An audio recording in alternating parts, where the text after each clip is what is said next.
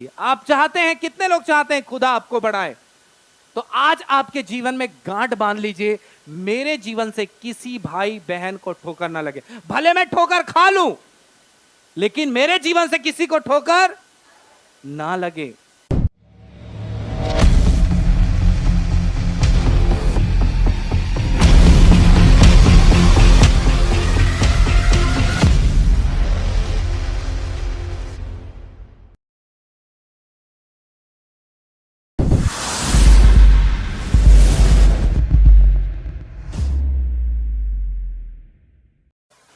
और सच में प्रभु अपने वचन से भरेगा। प्रियो, हर एक वचन प्रबल है, हर एक वचन जीवित है।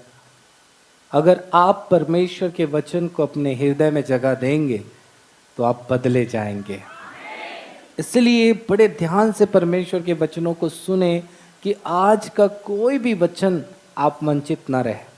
आप गौर करोगे, प्रभु इन दिनों आपको उत्तम वचनों को दे रहा है।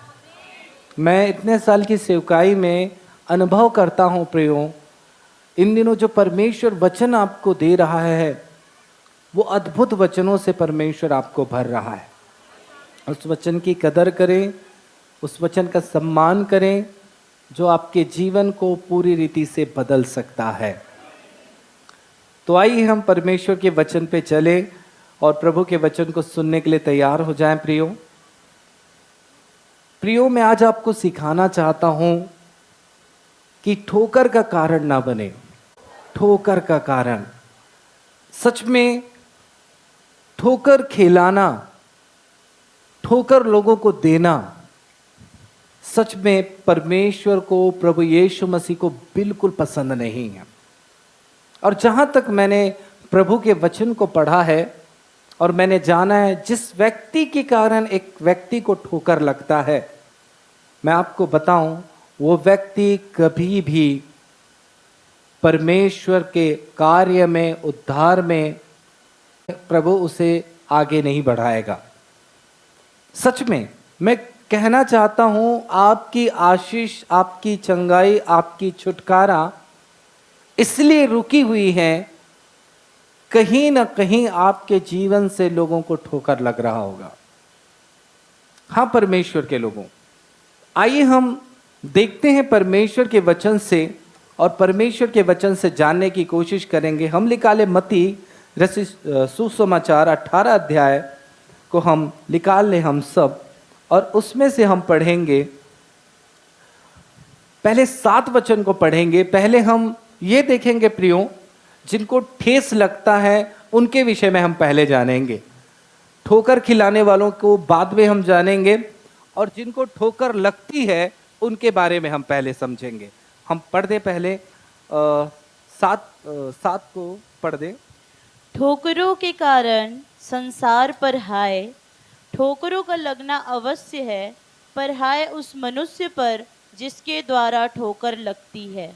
हाँ प्रियो, वचन क्या कहता है? इस संसार में लोगों को ठोकर लगेगा।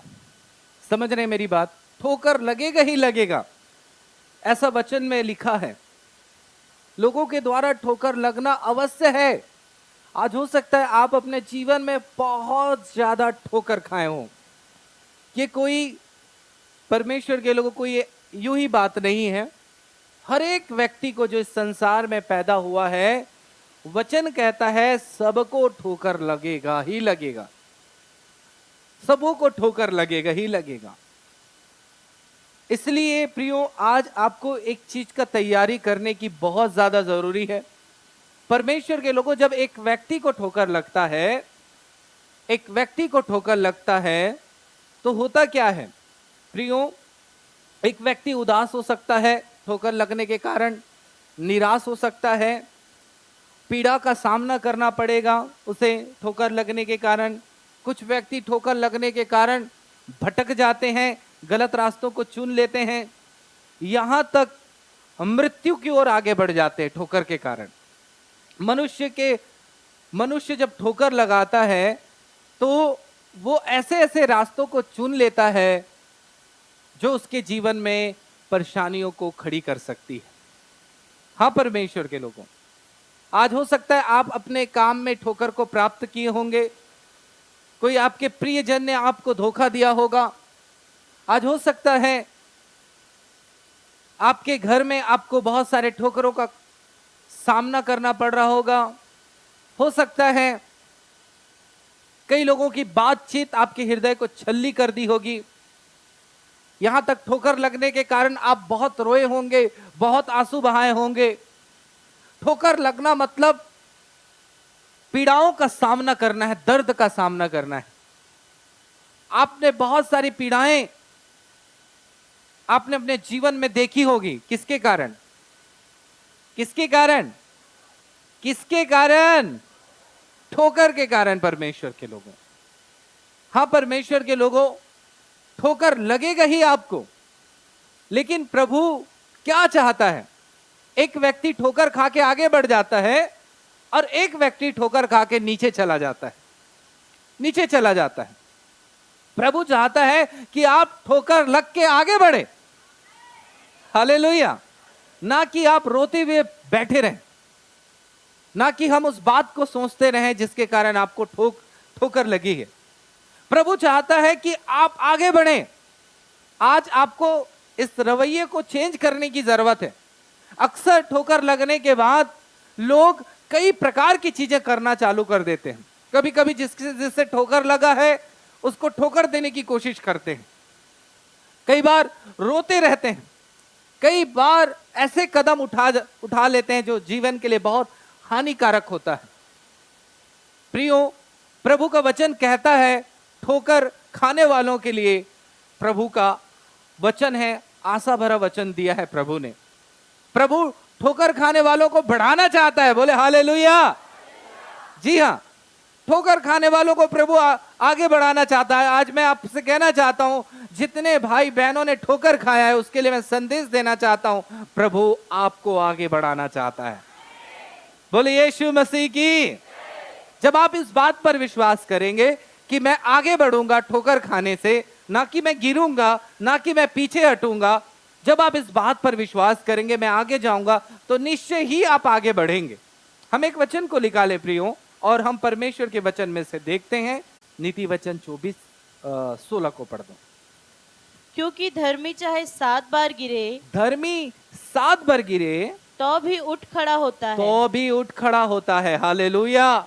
प्रियो, परमेश्वर ठोकर खाए हुए व्यक्ति को, धर्मियों को प्रभु ऊंचा उठाता है। हम कई बार क्या सोचते हैं, इसने ठोकर मारा, अब मेरा जीवन बर्बाद हो जाएगा, मेरा जीवन सब बेकार हो जाएगा, अब मैं कभी आगे बढ़ नहीं पाऊंगा। लेकिन प्रभु का वचन कहता है धर्मी जन ठोकर खाने के कारण 7 बार गिरे तो भी वो क्या होगा? उठ खड़ा होगा, प्रभु से खड़ा करेगा, खड़ा करेगा परमेश्वर के लोगों। मैंने अपने जीवन में मैंने देखा, बहुत सारे लोगों के जीवन से बातचीत से मुझे ठोकर लगा, उनके व्यवहार से मुझे ठोकर लगा। कभी ऐसा लगा कि मैं कभी आगे बढ़ नहीं पाऊंगा, मुझे कई बार ऐसा लगा कि मैं अब ग्रोथ नहीं कर पाऊंगा। लेकिन परमेश्वर के लोगों, जब मैंने प्रभु के वचन को पढ़ा, सच में अगर प्रभु मुझे बढ़ाना चाहे तो मुझे कोई रोक नहीं सकेगा। और सच में मैंने ठोकर खाकर आगे बढ़ना सीखा, मैं ठोकर खाकर मैं आगे बढ़ना सीखा। और नीचे वचन में क्या लिखा है? परंतु दुष्ट लोग विपत्ति में गिरकर पड़े ही रहते हैं। ये दुष्ट कौन है प्रियो? जो ठोकर लोगों को लगाने वाले हैं। वो विपत्तियों में फंस जाएंगे और कभी विपत्ति से बाहर नहीं आएंगे। इसके विषय में बाद में हम चर्चा करेंगे। हम ये देखते हैं, अगर आपको किसी ने ठोकर दिलाया है, आपको धोखा दिया है, आपको परेशान किया है, आपको पीड़ित किया है, आपको दुखित किया है, आपको निराश किया है, मैं आपको बताऊं, परमेश्वर के पास आपके लिए एक बड़ी योजना है, बड़ी योजना है परमेश्वर के लोगों। हम एक वचन को और निकाल कर पढ़ते हैं, यशायाह 40 अध्याय उसका 30 वचन को हम पढ़ देंगे।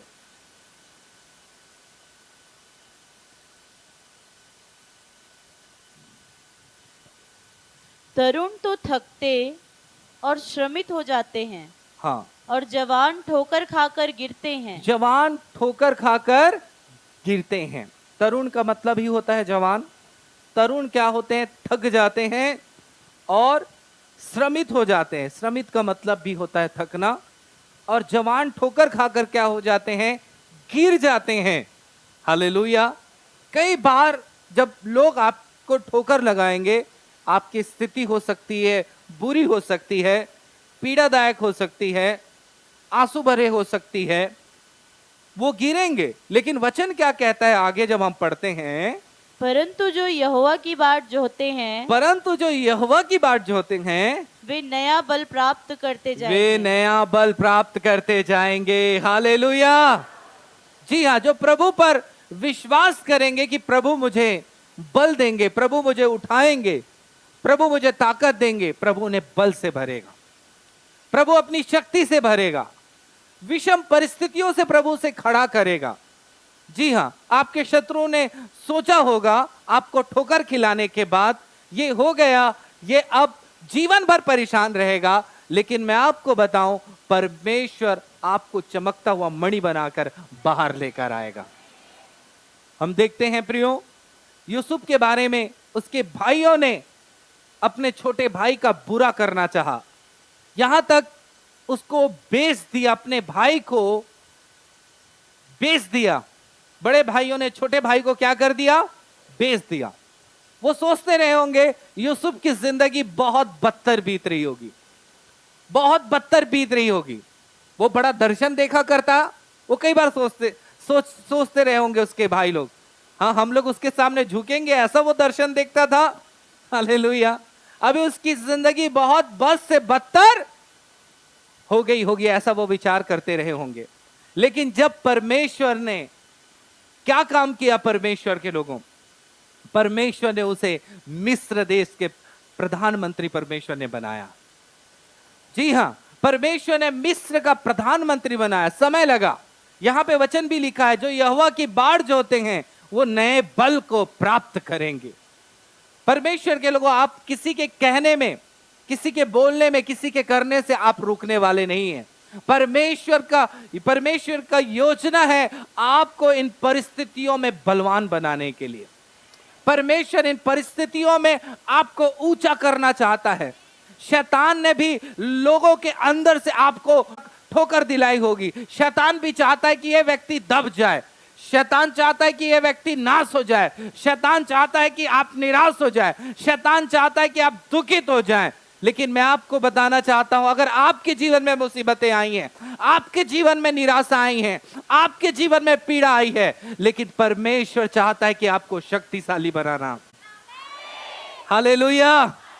आपको प्रभु विजय में लेकर आना चाहता है।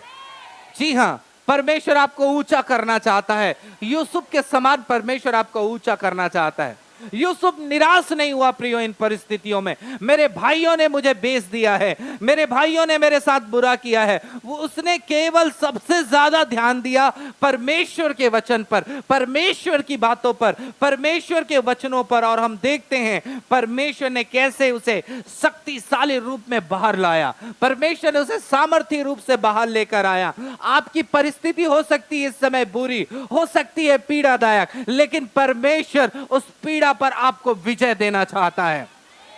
जी हां, हमारा परमेश्वर हमारे सताने वालों के सामने हमारे लिए मेज बिछाता है। हमारे सताने वालों के सामने प्रभु हमें ऊंचा करता है। हमारे सताने वालों के सामने प्रभु हमारे लिए, हमारे सिर पर क्या करता है? तेल मलता है। इस बात को जान लीजिए परमेश्वर के लोगों। कई बार क्या होता है परमेश्वर के लोगों, जब एक व्यक्ति को ठोकर लगता है तो वो गलत रास्तों को चुन लेता है। ये बड़ी परेशानी वाली बात है। मैंने बहुत सारे लोगों को देखा है, बहुत सारे लोगों को देखा है, बहुत लोगों को देखा है। मैं दूर की बात नहीं करता, मेरे साथ जो लोग जुड़े हुए थे, एक बहन के बारे में मैं बताना चाहता हूं प्रियो। वो बहन बहुत अच्छी बहन थी, प्रभु के वचन से भरी हुई थी, परमेश्वर के ज्ञान से भरी हुई थी। परमेश्वर उसे इस्तेमाल भी करता था। कई सारे लोग उसके द्वारा बचाए गए, कई सारे लोग उसके कारण परमेश्वर ने उनके द्वारा बहुत सारे लोगों को प्रभु लेकर आया। लेकिन जब उनको ठोकर लगा, जब उनको ठेस लगा मसीह जीवन में, तो उन्होंने क्या कर दिया? रास्ता चेंज कर दिया। रास्ता चेंज कर दिया। जो प्रभावशाली जीवन था, मैं आपको बोलूं, प्रभावहीन जीवन हो गया उनका, प्रभावहीन जीवन हो गया। कई बार जब लोगों को यहां ठेस लगता है तो मेरे पास आएंगे, कहेंगे मैं चर्च नहीं आऊंगा। मैं आपको बताना चाहता हूं, ऐसे होंगे आपके साथ, यहीं के लोग आपको ठोकर मारेंगे। कई सारे लोगों का, मेरे पास इतने सारे लोगों के बारे में है, पास्टर जी मेरे साथ ऐसा हुआ है, अब मैं चर्च नहीं आऊंगा। मैं उनको यही उत्तर देता हूं, प्रियो, ये तो शुरुआत है, आप जीवन भर तक आपको ठोकर लगते ही रहेंगी, क्योंकि परमेश्वर का वचन कहता है। जी हां, परमेश्वर का वचन कहता है, ये तो शुरुआत है, अभी पूरी जिंदगी आपको ठोकर खाते खाते ही बिताना है। लोग आएंगे, ठोकर मारेंगे आपको। मैं आपको बताना चाहता हूं प्रियो, मेरे साथ ऐसे भी होते हैं जिनके लिए मैं भलाई करता हूं, वही मेरी निंदा करते हैं, वही मेरे खिलाफत में खड़े होते हैं। कई बार ऐसा हुआ है। आपको बताऊं, मैं उस भाई से नफरत नहीं करता, मैं उस बहन से नफरत नहीं करता। मेरा काम है कि मैं इन बातों को बुरा ना मानूं। वचन कहता है प्रियो, जब हम लूका में हम देखते हैं 17 अध्याय 3 वचन में, तो वहां लिखा है, सचेत रहो और जो व्यक्ति आपको ठोकर लगाए, जो आपके खिलाफ में पाप किया है, उसे समझा। लिखा है, वचन क्या लिखा है? उसको समझा, उसको मना, और अगर वो पछताए तो उसको क्या कर दे? क्षमा कर दे।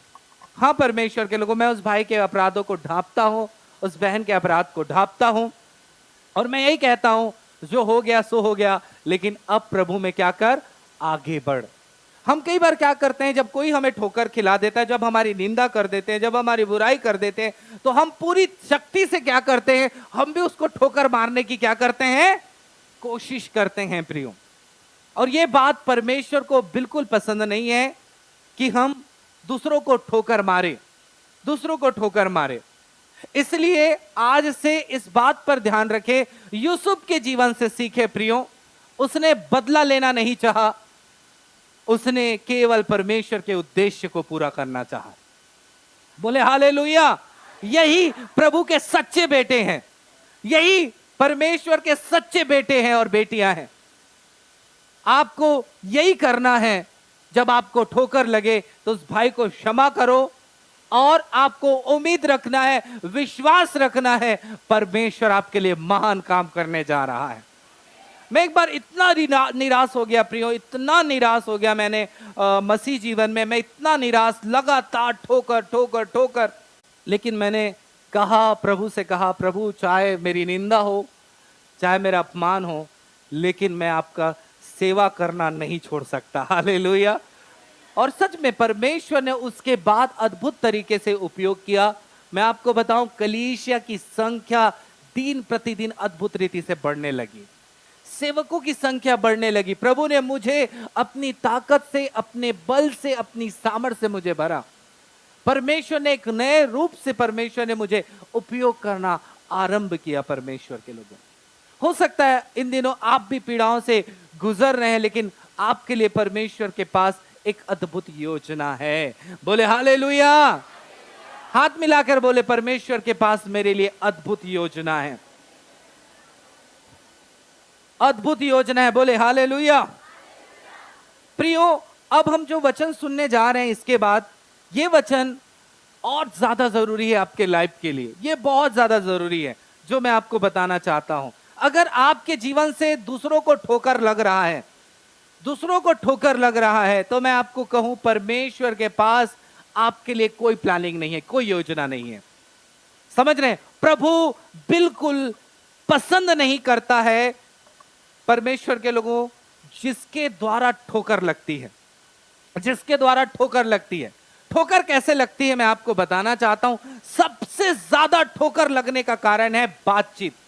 बातों के द्वारा सबसे ज्यादा ठोकर लगता है, बातों के द्वारा। इसलिए हमेशा इस चर्च से आपको बहुत बार यह बात की शिक्षा दी गई है, बात करे तो संभल कर बात करे। अगर आप प्रभु के पास आ रहे हैं, मैं आपको बताऊं, ठोकर अगर आप एक व्यक्ति को भी खिला रहे हैं बाइबिल के वचन के अनुसार, तो परमेश्वर आपको कभी भी आगे नहीं बढ़ाएगा, कभी भी ऊंचा नहीं करेगा। इसलिए कई बार हमारे साथ ऐसा हुआ होगा कि हमने लोगों को ठोकर खिलाया ही होगा। यहां पे बैठे हुए कोई भी ऐसा नहीं है, मुझे पता है हमने कभी ना कभी लोगों को ठेस पहुंचाया है, ठेस पहुंचाया है। आज बहुत लोगों की उन्नति इसलिए रुक गई है, इसलिए परमेश्वर का काम उनके जीवन में नहीं हो रहा है, इसलिए उनके जीवन में बरकतें नहीं आ रही है, क्योंकि उन्होंने लोगों को ठेस पहुंचाया, चोट पहुंचाया है।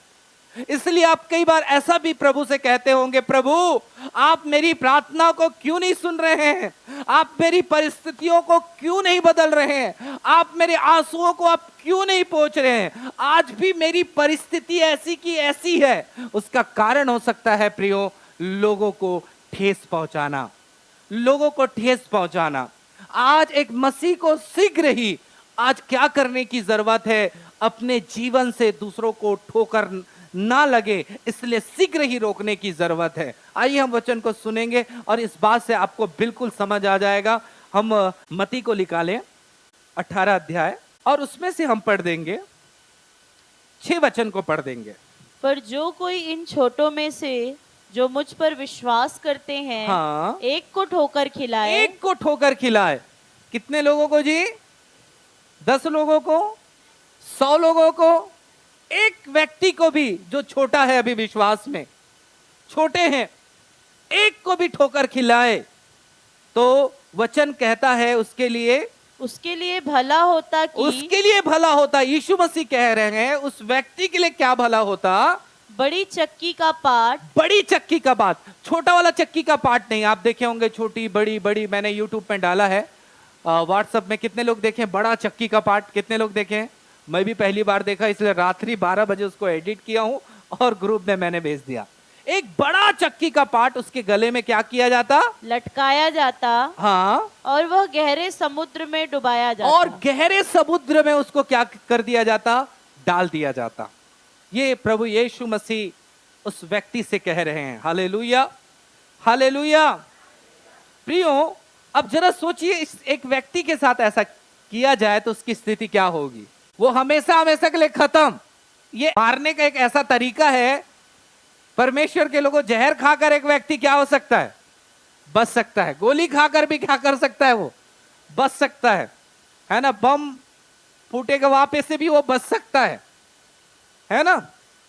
लेकिन ये जो तरीका है, अगर एक व्यक्ति को ऐसा बांध कर फेंक दिया जाए तो असंभव है एक व्यक्ति भी बचकर आने वाला नहीं है वहां से। और प्रभु यीशु मसीह कह रहे हैं उसके लिए भला है जिसके कारण एक व्यक्ति को भी क्या किया है? ठोकर खिलाया है। कई बार हम मनमानी का जीवन जीते हैं प्रियो, हम अपने तरीके का जीवन जीते हैं। कई बार हम लोगों को ठोकर लगाने के लिए क्या बोलते हैं मालूम है? मैं सीधा बोल देता हूं, सीधा। अरे भाई, उसको सीधा में धक्का पहुंचे ना तो तुझे बड़ा धक्का पहुंच जाएगा। ये तरीके को छोड़े। चाहे वो उस व्यक्ति ने आपका अपमान किया, आपकी निंदा की, आपके बारे में दुर्वचनों का उपयोग किया, हां परमेश्वर के लोगों, यहां पे हम वचन में देखते हैं ठोकर जिसको लगी है उसके लिए परमेश्वर की योजना है। हालेलुया। लेकिन आप बाइबल पढ़ोगे, जिसने ठोकर खिलाया उसके लिए वो खिलाते रहेगा, उसके लिए योजना नहीं है। योजना ये है कि उसको चक्की का पाट बांध के कहां डाल दिया जाए? गहरे समुद्र में।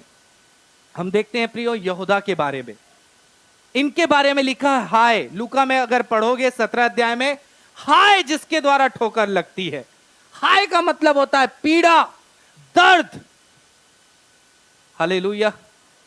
पीड़ा और दर्द। आज बहुत सारे भाई बहन पीड़ा और दर्द में हैं, इसलिए क्योंकि उन्होंने अभी भी ठोकर लगाना लोगों को छोड़ा नहीं है। Hallelujah, hallelujah. लेकिन मैं आज विश्वास करता हूं परमेश्वर सबका ऑपरेशन करने वाला है आज, कि आज किसी को ठोकर का कारण हम ना बने।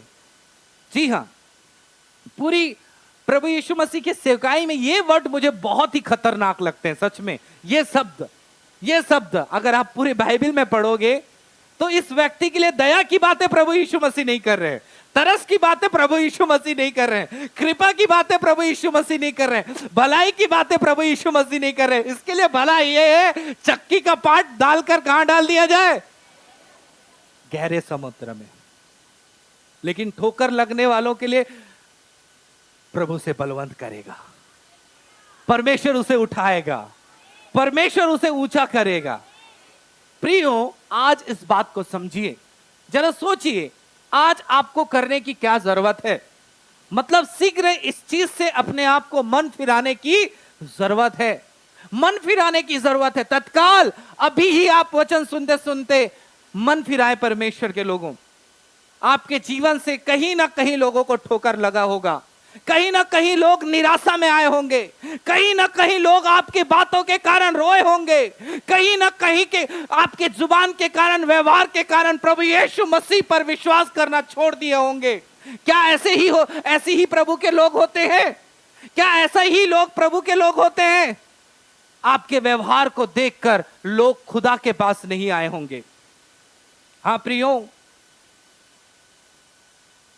आज कई सारे लोग भटक गए होंगे, कई सारे लोगों ने पाप किया होगा, गुनाह किया होगा आपके ठोकर लगने के कारण। उनके मुंह से गालियां भी निकली होंगी, कई प्रकार की बातें आपके ठेस पहुंचाने के कारण परमेश्वर के लोगों।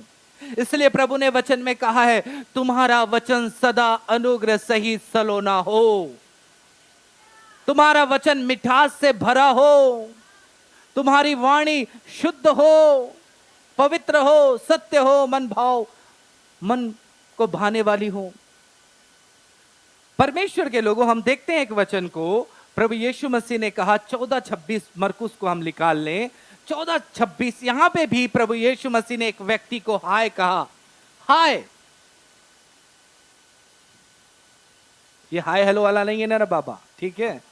ये पीड़ा वाला हाय है, दर्द वाला हाय है, तकलीफ वाला हाय है।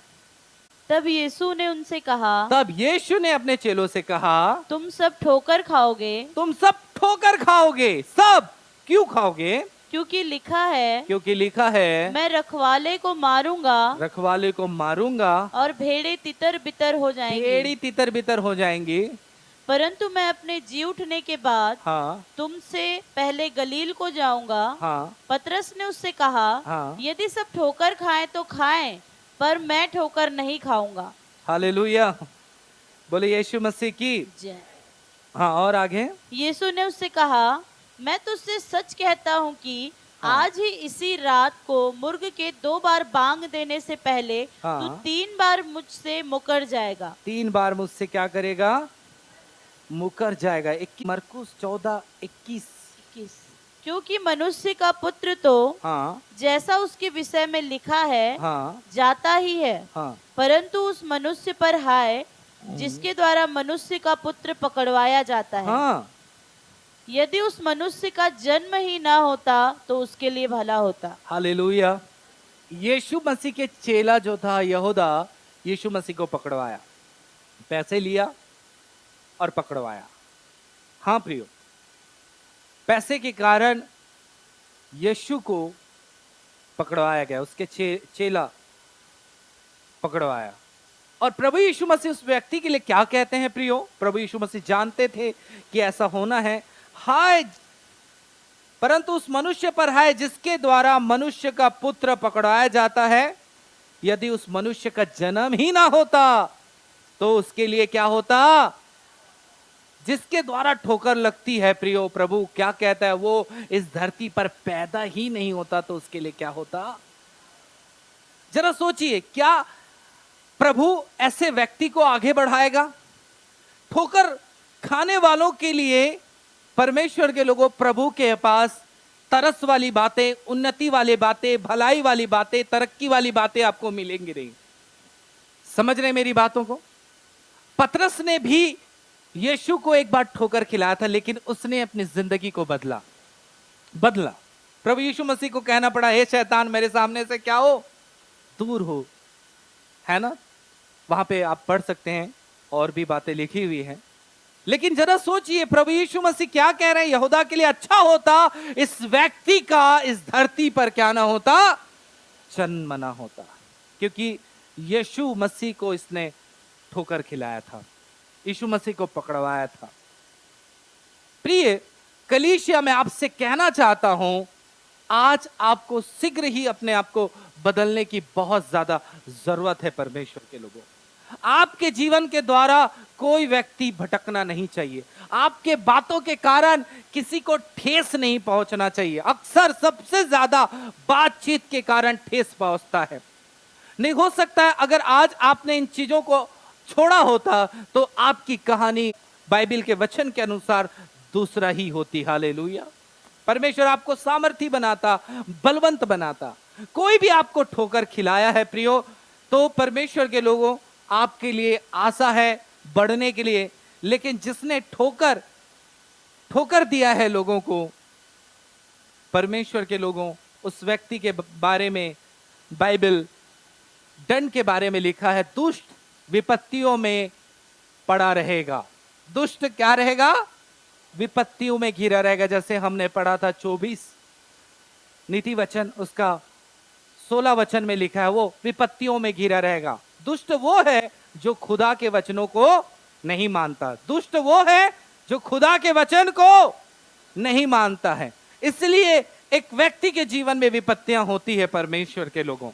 इसलिए एक व्यक्ति के जीवन में समस्याएं दूर नहीं होती है, वो पड़ा रहेगा उन विपत्तियों में, क्योंकि उसने अपने जीवन को बदला नहीं, इसलिए उसने अपने जीवन को सुधारा नहीं, इसलिए उसने अपने जीवन को परिवर्तित नहीं किया।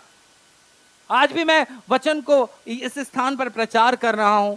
परमेश्वर के लोग, हो सकता है बहुत सारे लोग इस बात से मन फिराए, लेकिन बहुत से लोग अपने जीवन को बदलना ही नहीं चाहेंगे। वो कहेंगे कि नहीं, मेरा स्वभाव ऐसा ही है, और इसी स्वभाव के कारण परमेश्वर उसे उठाकर हमेशा के लिए वहां डाल देगा जहां उसे नहीं जाना चाहिए।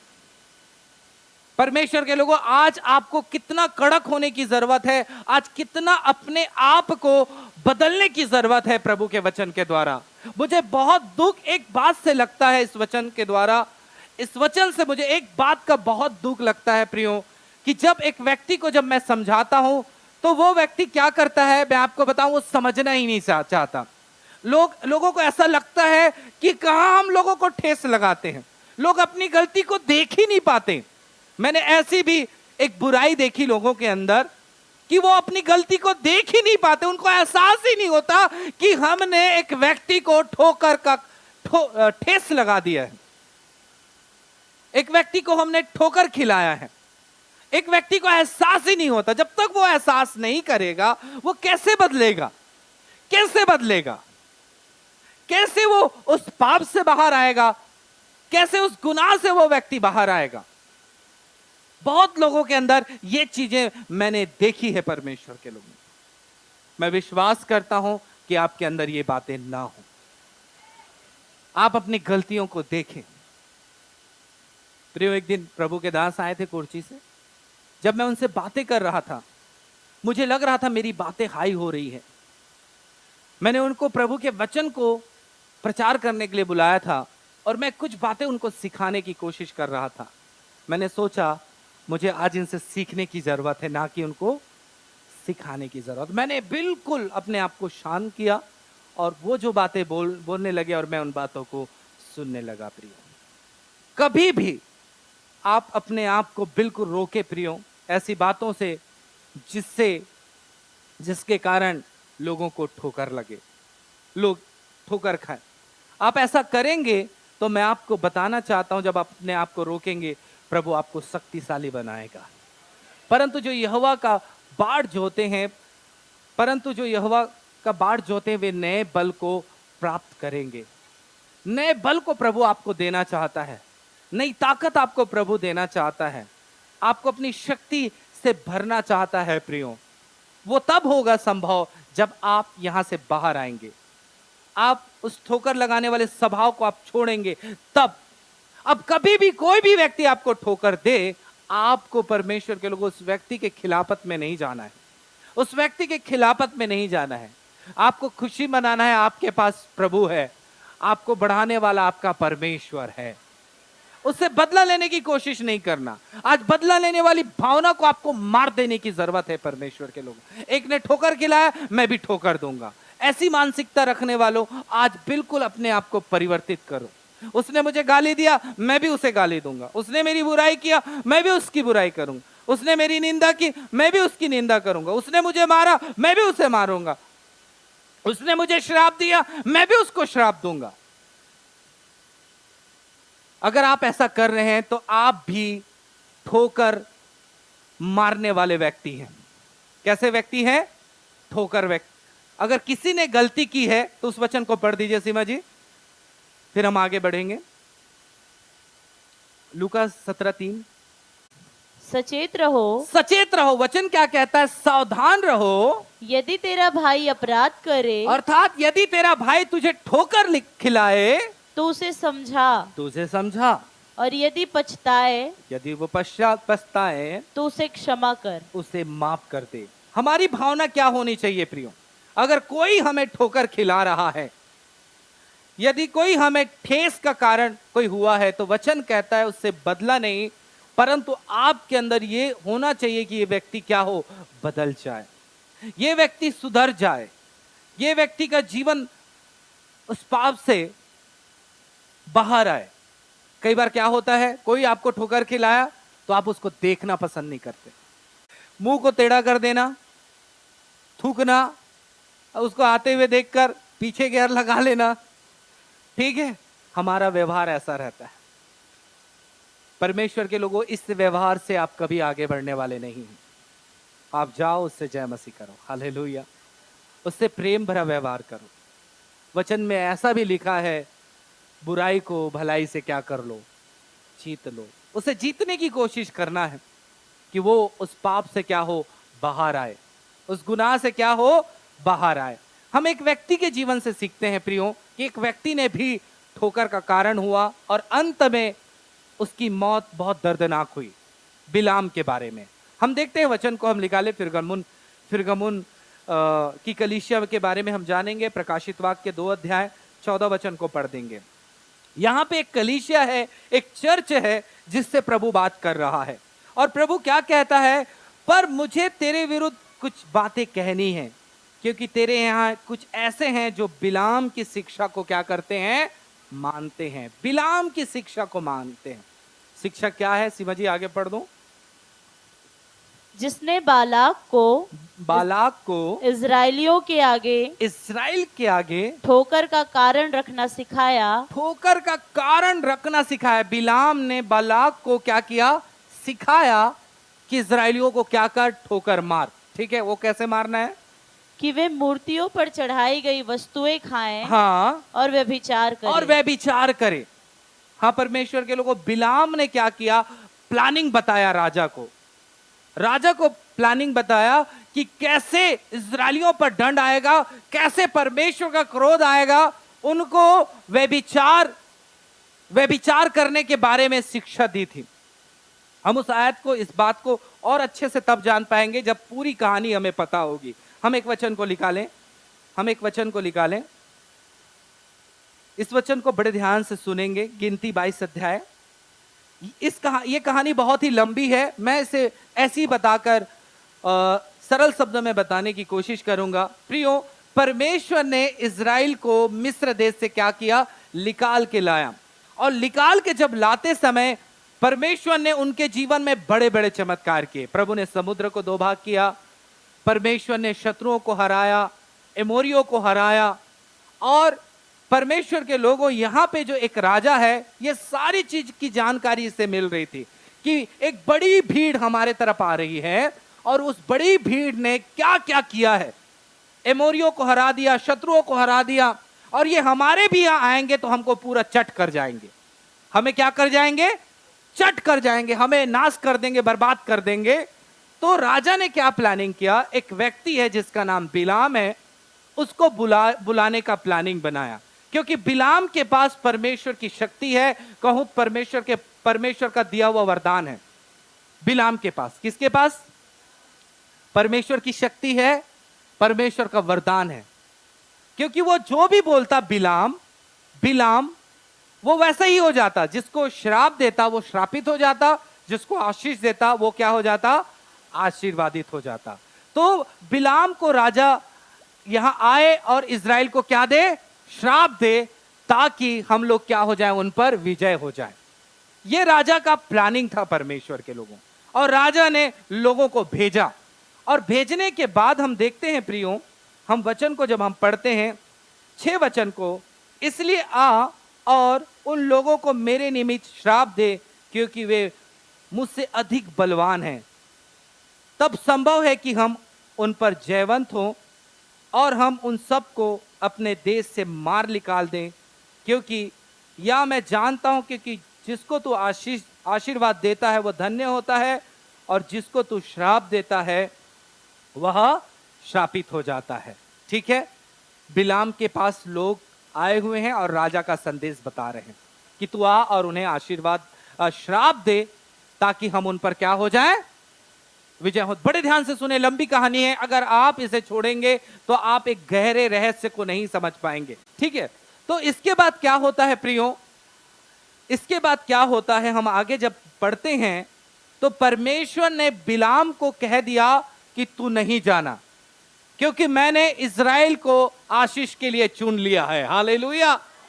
परमेश्वर मना करता है कि बिलाम तुझे जाना नहीं है, तुझे जाना नहीं है, क्योंकि मैंने उन्हें आशीष के लिए चुन लिया है। और बिलाम क्या किया परमेश्वर के लोगों, वो नहीं गया उन लोगों के साथ राजा के पास। फिर राजा ने क्या किया, और एक बड़ी टीम तैयार की और प्रतिष्ठित लोगों को तैयार किया और तुम जाओ और बिलाम को कैसे भी मनाकर लेकर आओ ताकि इज़राइल को क्या कर सके, वो श्राप दे सके। और ये प्रतिष्ठित लोग गए प्रियो, और जाने के बाद बिलाम को मनाने लगे। और 18 वचन में कहता है, बिलाम ने बालाक के कर्मचारियों को उत्तर दिया, चाहे राजा अपने घर को सोने और चांदी से भर कर मुझे दे दे तो भी मैं अपने परमेश्वर यहोवा की आज्ञा को पलट नहीं सकता कि उसे घटाकर या बढ़ाकर मानूं। इसलिए अब तुम लोग आज रात को यहीं टिके रहो ताकि मैं जान लूं कि परमेश्वर मुझसे और क्या कहता है। हालेलुया। यहाँ पे राजा ये उत्तर देता है बिलाम, अगर मेरे घर को सोने चांदी से भी भर दे तो मैं परमेश्वर की आज्ञा को क्या नहीं करूंगा, नहीं टालूंगा। कितना गजब बिलाम बात करता है। यहां जब हम पढ़ते हैं तो ऐसा लगता है बिलाम हीरो है। क्या है? हीरो है, परमेश्वर का भय मानने वाला है, परमेश्वर के वचन पे चलने वाला है। लेकिन हकीकत में आपको बताऊं प्रियो, ये लालची व्यक्ति था, लालच करने वाला व्यक्ति था परमेश्वर के लोगों। हालेलुया। अब यहां परमेश्वर मना कर दिया है, फिर भी बिलाम और प्रभु से वचन सुनना चाह रहा है और सुनना चाह रहा है। परमेश्वर ने मना कर दिया है तो उनको रोकने की जरूरत नहीं थी, तुम चले जाओ, मेरे परमेश्वर ने मुझे क्या कर दिया है, मना कर दिया है। जी हां, परमेश्वर के लोगों, कई लोगों की बात ऐसी होती है, बात को सुनोगे तो ऐसा लगेगा इससे कोई और बड़ा धर्मी व्यक्ति नहीं है, लेकिन उनके काम को देखोगे तो ऐसा लगेगा ये तो इस धरती का सबसे बड़ा पापी ये लगेगा। ठीक है, बिलाम के जिंदगी में लालच आ चुका था प्रियो, और लालच आ चुका था। और यहां पे जब आप कहानी को पढ़ेंगे, यहां पे परमेश्वर फिर से उससे बात करता है, ठीक है तू जा, परंतु जो मैं बातें तुझसे कहूं उसी के अनुसार तू क्या करना, उसी के अनुसार करना। परमेश्वर की आज्ञा को मानकर बिलाम चला गया, और चले जाने के बाद परमेश्वर के लोगों, सच्चाई ये थी, बिलाम क्या करना चाहता था, इज़राइल को श्राप देना चाहता था। इज़राइल को क्या देना चाहता था, श्राप, ताकि राजा उसे सोना चांदी दे, उसका प्रतिष्ठा हो। परमेश्वर के प्रियो, आज के समय में भी सेम ऐसी कंडीशन चल रही है। कई लोग बाहर से तो बहुत प्रभु के दास नजर आते हैं, लेकिन हकीकत और ही कुछ दूसरी है। परमेश्वर के लोगों और ही दूसरी है। कभी भी आपको ऐसे व्यक्ति के चाल में नहीं फंसना है, मैं आपको बताना चाहता हूं।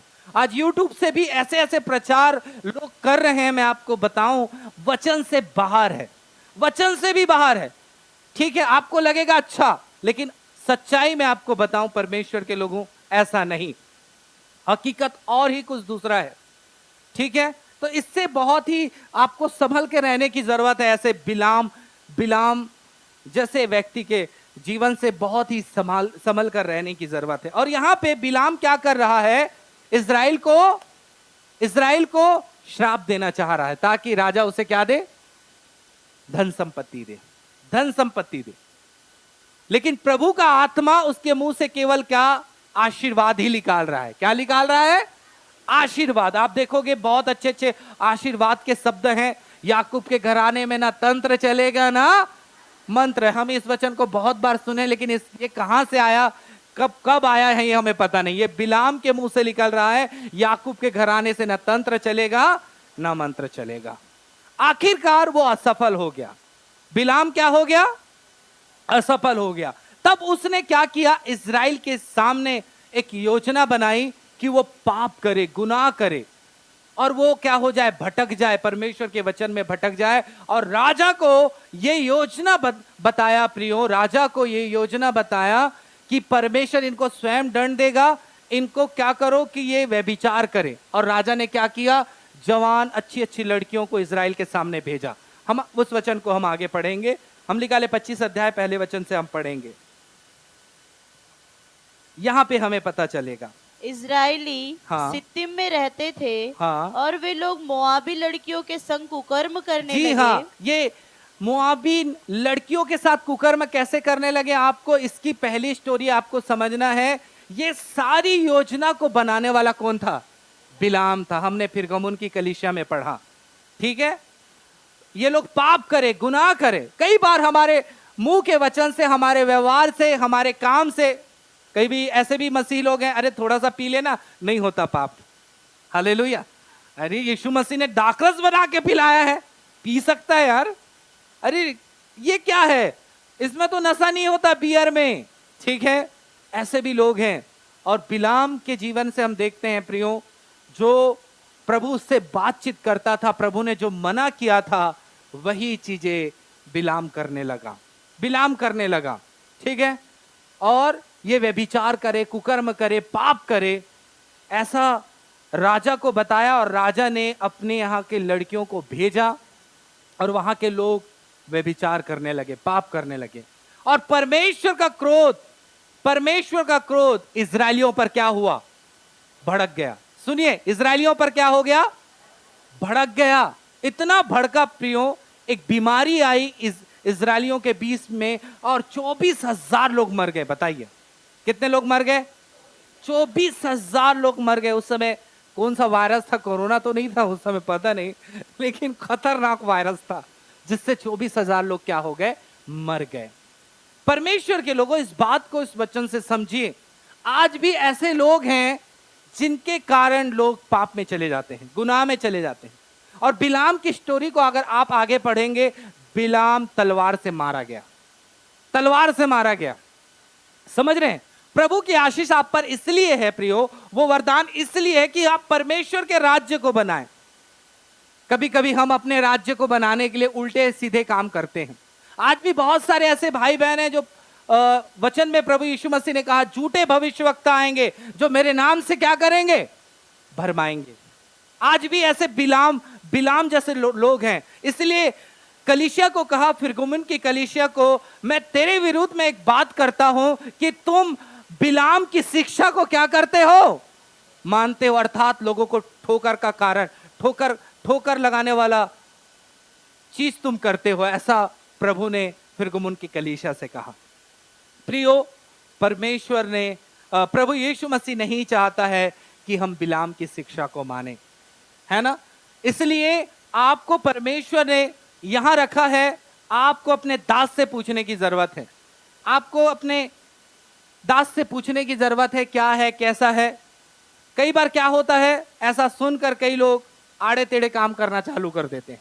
आड़े टेढ़े, मैंने यहां पे भी देखा, कहीं से बाहर से गलत शिक्षा आई, उसको लोग पकड़ लेते हैं, उसको पकड़ लेते हैं। लेकिन जो शिक्षाएं हम दे रहे हैं, उन शिक्षाओं को कभी वो ग्रहण नहीं कर पाते, उसे साइड कर देते हैं। परमेश्वर के लोगों, इजरायलियों पर दंड आया। हम देखते हैं मूसा के साथ भी उसकी बहन ने क्या कहा? क्या परमेश्वर मूसा ही से बात करता है? हमसे भी बात करता है। हालेलुया। ऐसा मारियम का कहना था प्रियो। परमेश्वर का क्रोध भड़का मारियम पर, और हुआ यूं, परमेश्वर के लोगों, वो उसका पूरा शरीर कोढ़ से भर गया, कोढ़ से भर गया। प्रभु परमेश्वर ठोकर खिलाने वालों को कभी आगे नहीं बढ़ाएगा। हम बाइबल में देखते हैं जिसने ठोकर लोगों को मारा है, उसके बारे में अगर हम देखते हैं बाइबल में, उनका अंत बहुत बहुत दयनीय हुआ है, बहुत भयानक हुआ है। हम यहूदा के जीवन से देखते हैं, जिसने यीशु को पकड़वाया था, उस पैसे से खेत लिया और उसी खेत में मर गया, उसी खेत में मर गया। परमेश्वर के लोगों, कभी भी आपके जीवन से लोगों को क्या नहीं लगना चाहिए? ठेस नहीं लगना चाहिए। जी हां, कई बार मैं देखता हूं प्रियो, चर्च में अगर कोई बात हो गई तो बात होने के बाद पूरे चर्च के पास फैल जाता है बात। चर्च वाले मेरे को बताते हैं कि ऐसा ऐसा बात फलाना व्यक्ति कर रहा है। इससे क्या होगा? ठेस लगेगा लोगों को, क्योंकि लोगों के पास वचन नहीं है। किसी छोटे को भी ठोकर लगे आपके बातों से तो उस पर हाय बाइबल कहती है। उनको चाहिए कि उन बातों को लेकर मेरे पास आए, कि मैं उन बातों का निराकरण करूं। हालेलुया। आज जो परमेश्वर के लोगों, आज बहुत सारे जगह में शिक्षाएं, मसीह को तो मानते हैं लेकिन शिक्षाएं अलग अलग फॉलो करते हैं। समझ रहे हैं मेरी बात? आप यहां पर हो तो उन शिक्षाओं को मानना जरूरी है। जी हां, जो मैं आपको परमेश्वर के वचन से सिखा रहा हूं। अगर आपको कभी भी कोई बात गलत लगती है तो सीधा आकर मुझसे आप पूछ सकते हैं कि पास्टर साहब, ये वचन मुझे समझ नहीं आया। क्यों प्रियो? ये सारी बातें इसलिए मैं कह रहा हूं, कभी कभी जब आपको समझ नहीं आएगा, आप दूसरों को ठोकर मारते रहेंगे, और इसके कारण क्या होगा? आप तो नहीं बढ़ोगे, और वो भी व्यक्ति भटक गया तो उसके जीवन में भी क्या आएगा? दंड आएगा। और आपके जीवन में भी क्या आएगा? दंड आएगा। इस बात पर ध्यान रखिए। ये कोई साधारण बात नहीं है परमेश्वर के लोगों, ये बहुत बड़ी बात है। अगर हम वचन को सुन रहे हैं, किसी को भी हमारे जीवन से क्या नहीं लगना चाहिए? ठोकर नहीं लगना चाहिए। आप चाहते हैं, कितने लोग चाहते हैं खुदा आपको बढ़ाए? तो आज आपके जीवन में गांठ बांध लीजिए, मेरे जीवन से किसी भाई बहन को ठोकर ना लगे। भले मैं ठोकर खा लूं, लेकिन मेरे जीवन से किसी को ठोकर ना लगे, ना लगे। वो चाहे खान पीन के द्वारा, वचन में ऐसा लिखा है, मेरे भाई को मेरे भोजन के द्वारा ठोकर लगता है तो मैं मांस नहीं खाऊंगा, ऐसा वचन में लिखा है। हालेलुया। कई बार लोगों का पहनावा ओढ़ावा भी ठोकर का कारण बन जाता है प्रियो, ठोकर का कारण बन जाता। आज लोगों का पहनावा ओढ़ावा बिल्कुल बदलते चला जा रहा है, बदलते चले जा रहा है। कई बार क्या होता है, जवान जब ऐसे चीजों को देखते हैं तो पाप को सोचते रहते हैं, शैतान उनके जीवन में पाप लेकर आता है। इसलिए एक दिन सीमा जी ने बहुत अच्छा वचन सिखाई, आप क्या करो, चुन्नी अच्छा लगाओ। समझ रहे हैं? अगर आपके जीवन से ठोकर पहुंच रही है तो आप प्रभु में बढ़ नहीं पाएंगे, खुदा में बढ़ नहीं पाएंगे। इसलिए आज अपने जीवन को कसने की जरूरत है प्यारों, आज अपने जीवन को मजबूत करने की जरूरत है। आप समझ लिए ना, ठोकर खा लो लेकिन ठोकर का कारण ना बनो। ठोकर खा लो लेकिन बदला कभी मत लो, इसने मेरे साथ ऐसा किया, मैं भी इसके साथ ऐसा करूंगा। इसलिए प्रभु यीशु ने कहा, कोई तुझे एक गाल पर मारे तो तू दूसरा गाल क्या कर दे? फेर दे। इसमें बढ़ोतरी है, इसमें उन्नति है, इसमें तरक्की है। हाँ परमेश्वर के लोग, आप झुक जाओ, आप सहन कर लो। अगर आपको कोई बात किसी ने पीड़ा दी है, उसको सहन करना सीखे, उसको सहन करना सीखे, ना कि जगह जगह उसका प्रचार प्रसार करे। कोई किसने कुछ कर दिया तो हम बताते फिरते रहते, अरे फलाना व्यक्ति ने ऐसा किया पास्टर साहब, मेरी बहन, मेरे भाई। वो पूरे कलीसिया को पता चल जाता है, पता चल जाता है। आप ठोकर का कारण बन रहे हैं। ये चीजों को मैं स्पष्ट इसलिए खोलकर बता रहा हूं ताकि हम किसी को ठेस ना पहुंचाए, किसी को क्या ना पहुंचाए? ठेस ना पहुंचाए प्रियो, ठोकर का कारण ना बने। आज अपने आप को तैयार करें इस वचन से। आइए हम अपने आंखों को बंद करें परमेश्वर के लोगों। आज इस बात से हमें पश्चाताप करने की जरूरत है कि हमारे बातचीत से ना हमारे परिवार को, हमारे रिश्तेदार को, ना हमारे लोग को, ना हमारे पड़ोसी को, ना हमारे विश्वासी भाई बहनों को ठोकर ना लगे, ठोकर ना लगे, ठेस ना लगे। आज आपको क्षमा मांगने की जरूरत है।